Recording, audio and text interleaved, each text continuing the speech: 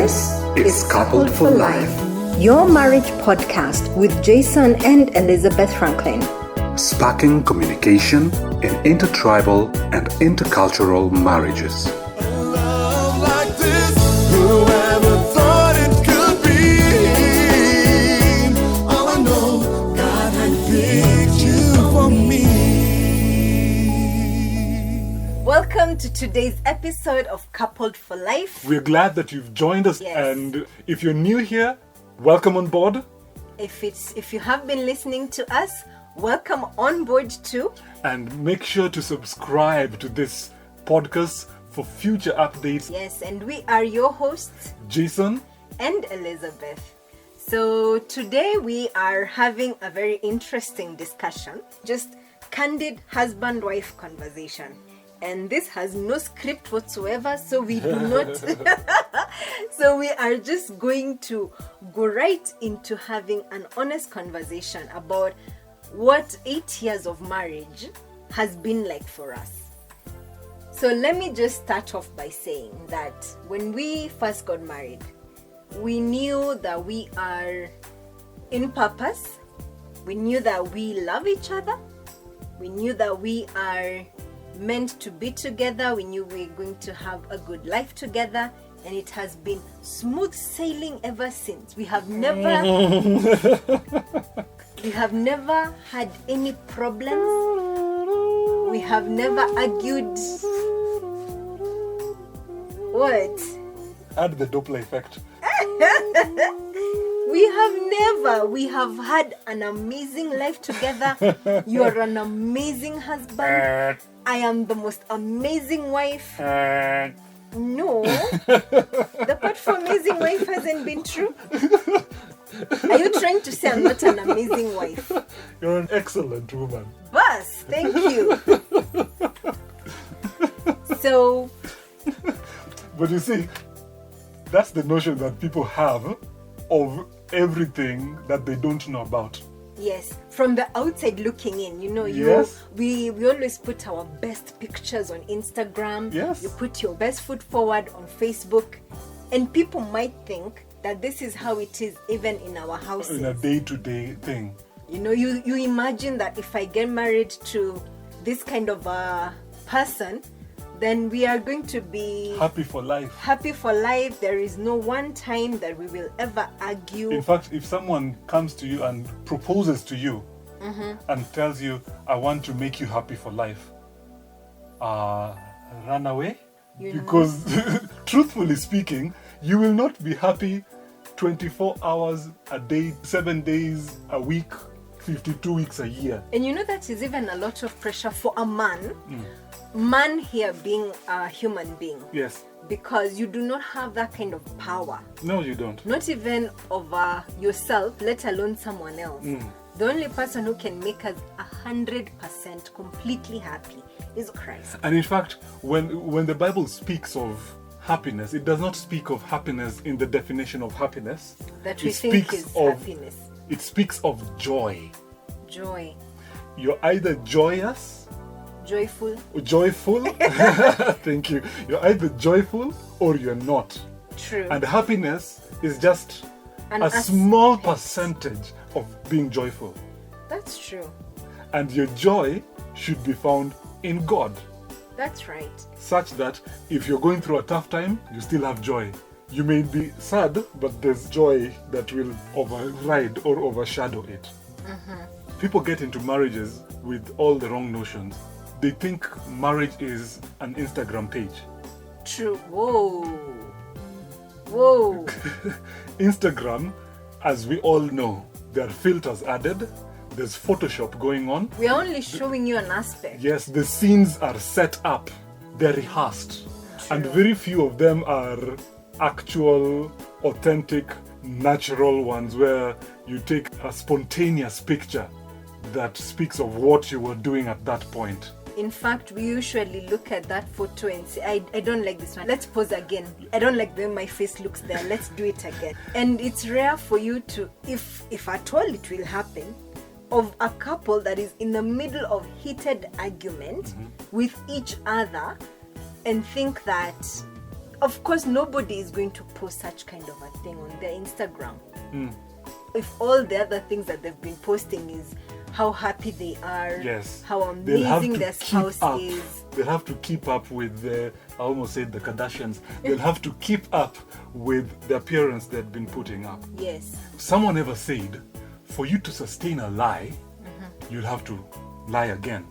And again and again. And again to and cover, again. To cover the other lie and then the other lie. Yes, and if we even juxtapose it to Instagram, for example, many of the things that people have put up are lies, so they have to keep up with putting up that appearance. And you see, if you try to do the same with marriage, you're gonna crumble on the inside. That's true. It is one thing to put up appearances in marriage, but to what end? Are you trying to show people that you are strong and macho and you can handle everything that life throws your way? Or the other end, are you trying to protect your marriage? What's the purpose of your keeping up the appearance? From personal experience, having been married for the last 7 years and now being in our 8th year of marriage, I have realized one thing. The marriage for me has stretched me to the uttermost of stretching. It has been the most amazing 8 years of my life. And that does not mean that they have been smooth. I think being married to you has been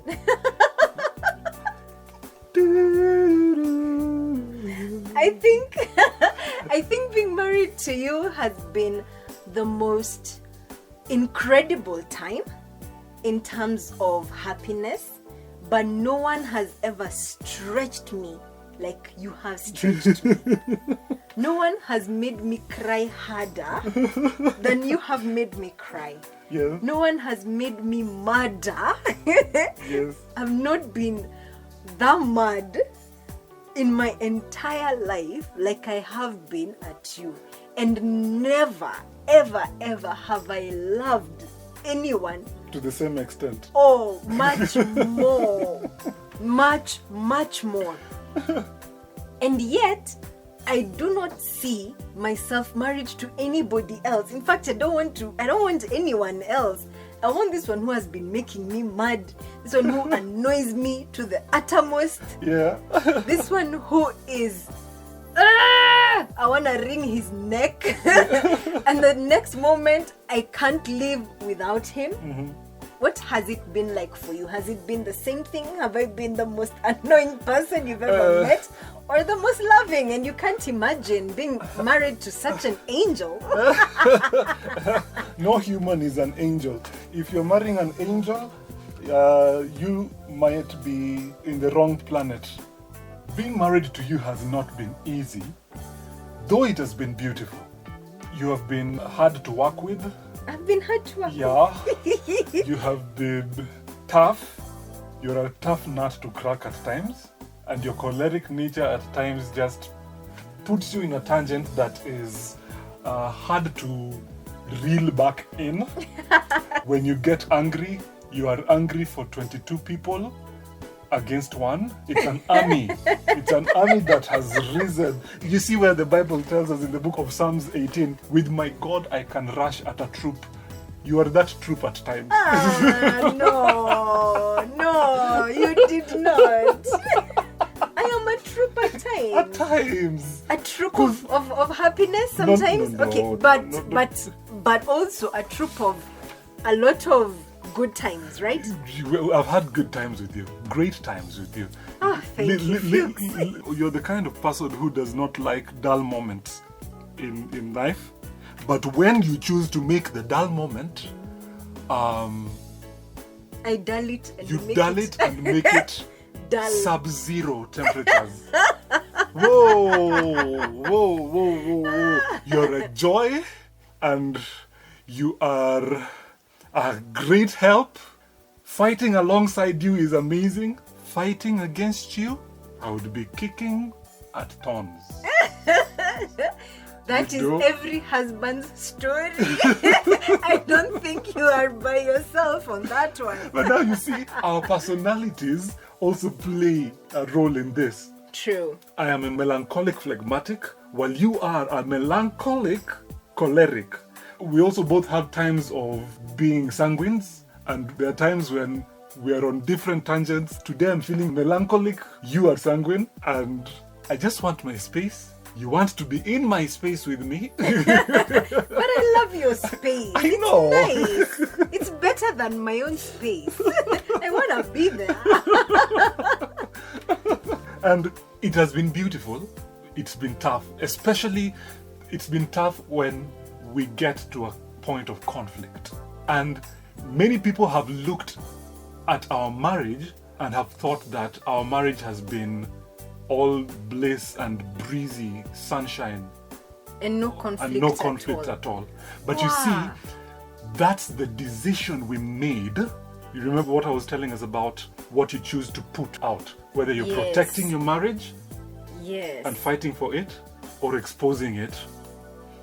We chose to protect our marriage outside our house. Yes.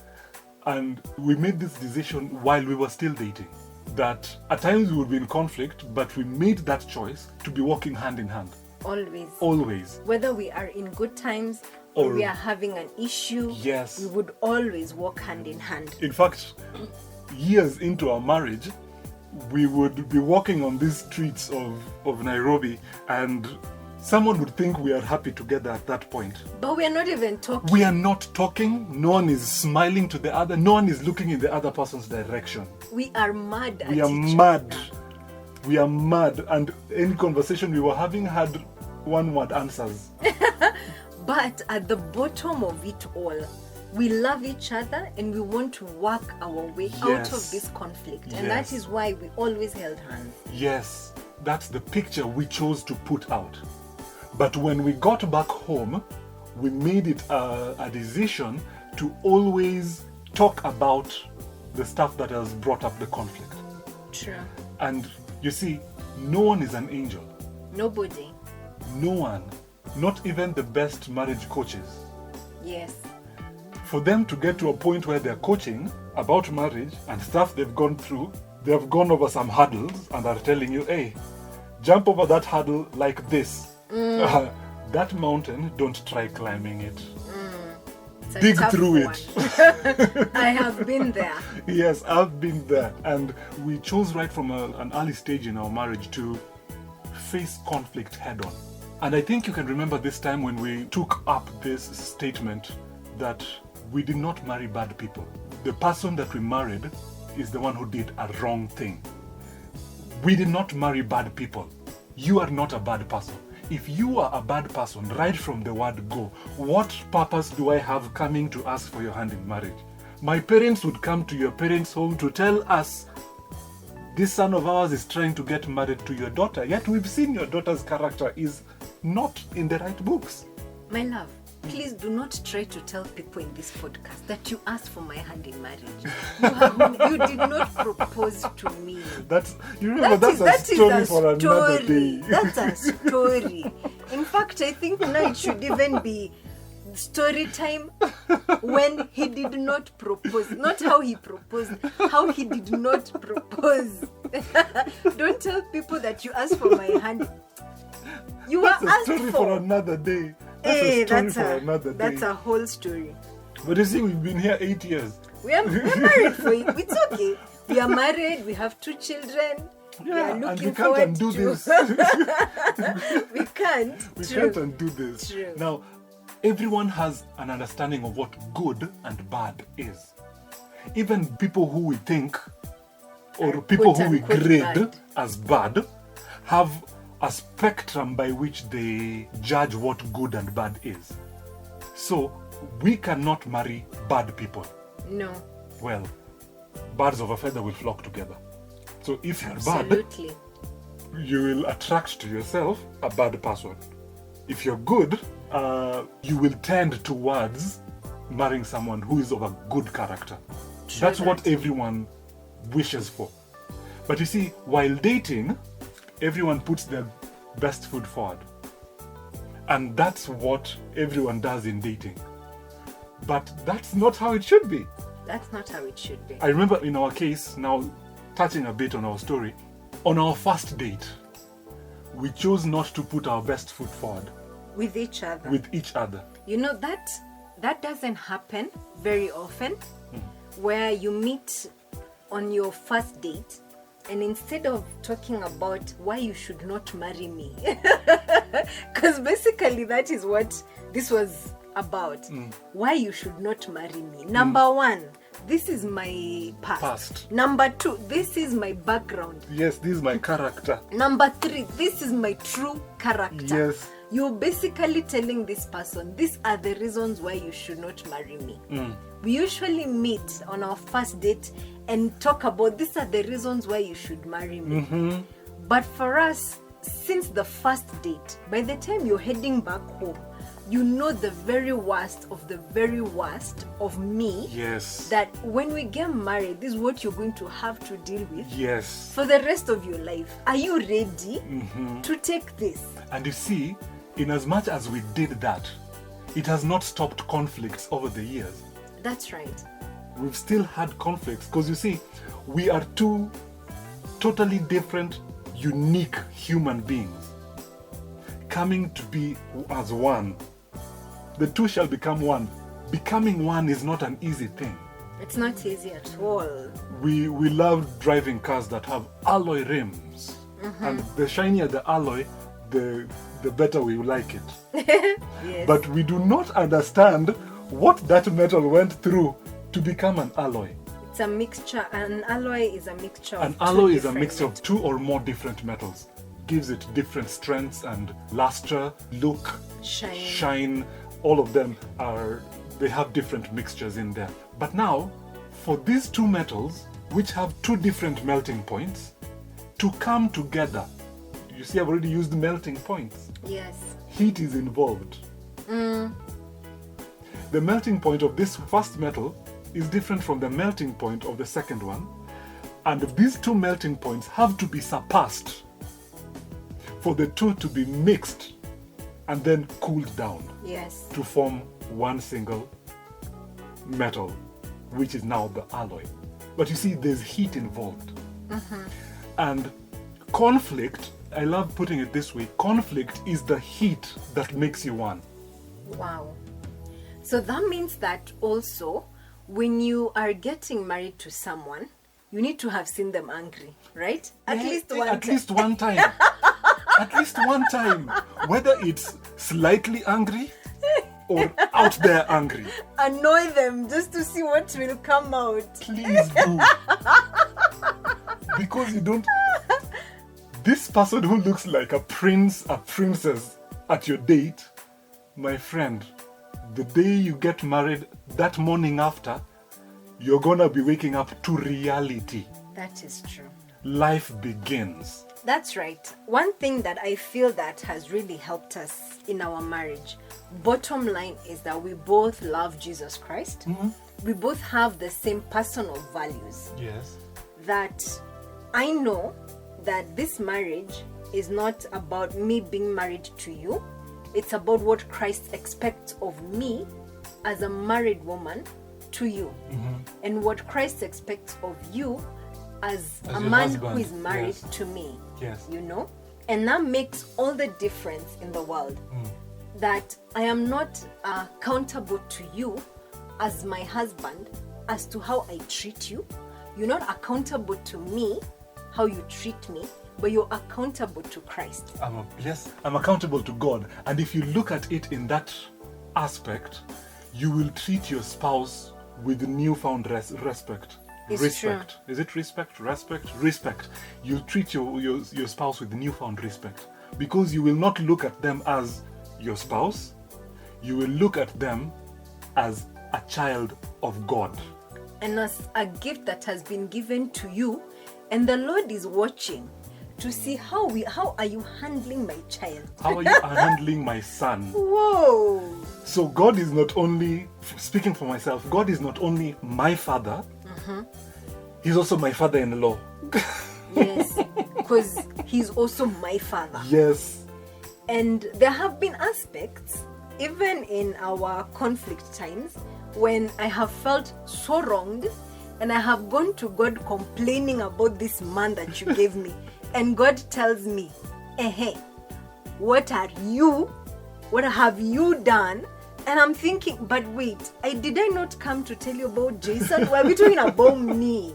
Yes. It's not about me. I'm coming to tell you what this man has done. But then he takes it back to me, With this understanding that God is your father and your father-in-law in this case, and that the cord of 3 strands, Ecclesiastes chapter 4, the cord of 3 strands includes you, your spouse, and God.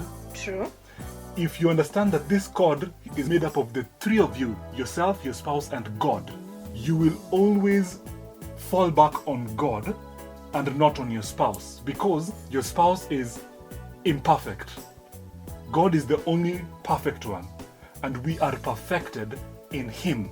Do you know that one now even lifts the burden off in knowing that in these 8 years of marriage, you are not my happiness? Yeah.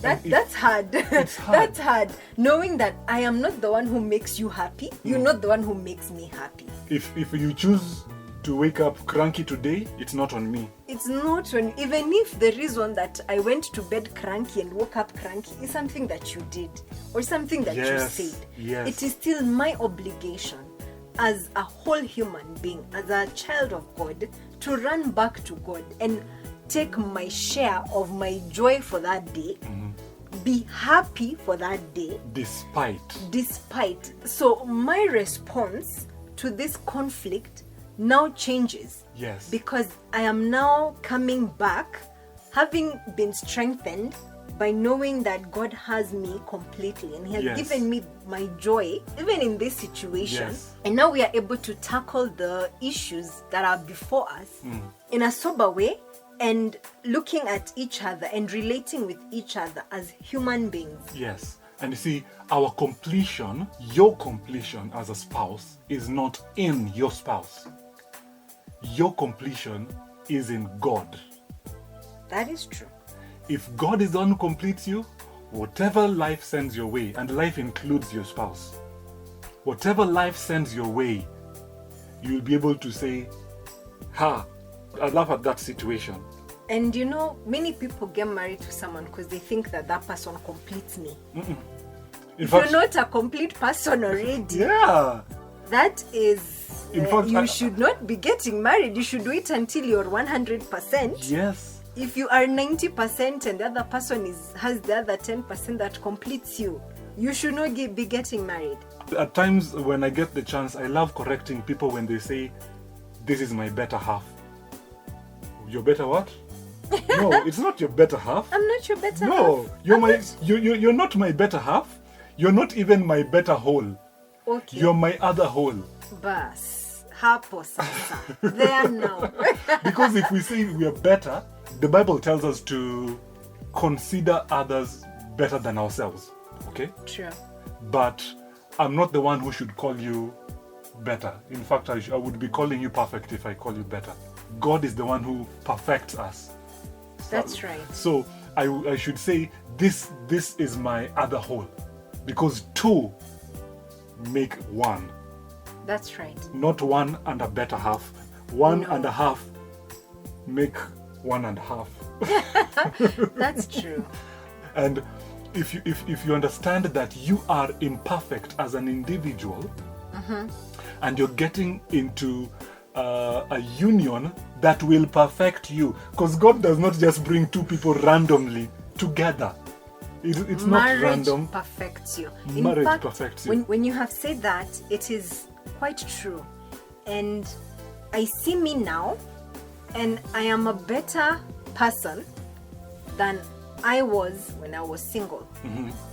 I am better able to handle conflict. I am better able to handle things that come my way that I did not expect to come my way in that way. Yes. I am better equipped. I am closer to God than I was before. I am more prayerful. Marriage has been that thing that has helped me get closer to Christ. And that should be the summation of what marriage is or should be. That's true. Marriage should draw you closer to Christ, not away from Him. If your marriage is drawing you away from Christ, you should rethink not the union. You should rethink your life in that marriage That's true. together and talk about it and ask yourselves, hey, this is what is happening between us and it's driving us away from Christ. We should do this to turn and face back in Christ's direction. That's right. Marriage is beautiful, It is. and it's not beautiful because of the rosy days. It's also beautiful because of the conflict. The conflict makes you appreciate your spouse more. The roses and the thorns. The together. roses and the thorns. People love saying marriage is a bed of roses. No.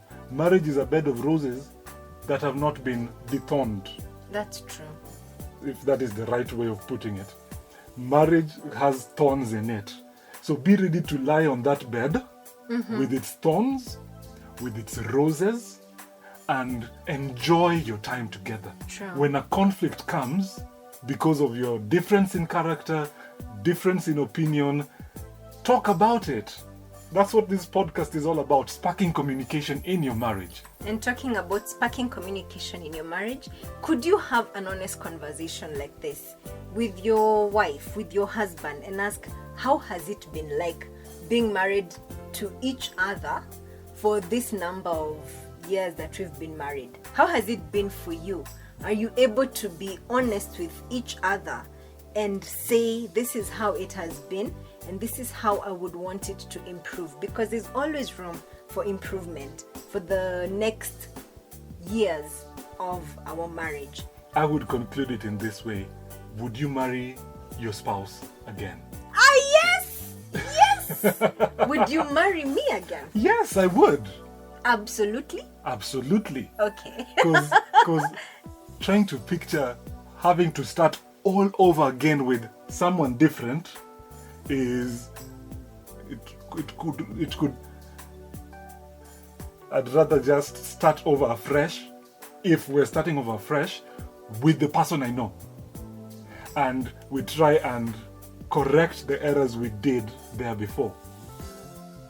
So if that question asked would receive the answer, I would not marry you again, that gives you grounds to talk about the marriage that you've had so far and work on your relationship, because no one should put asunder what God has brought together, not even the two of you. That is true. So do your best to work on each other. No, sorry. Correction. Do your best to work on yourself as a spouse, as God works on the two of you to make you perfect in His sight. Absolutely. So talk to us on our email, coupledforlife@gmail.com. Life is LYFE. Connect with us on our Facebook and Instagram @coupledforlife. And we can't wait to hear from you. Tell us what it is that this conversation has brought up in your own marriage. Tell us any other topics that you would want for us to cover in this podcast, and we will do that. We love having you on board, so see you next time. And remember to subscribe. Love like this, whoever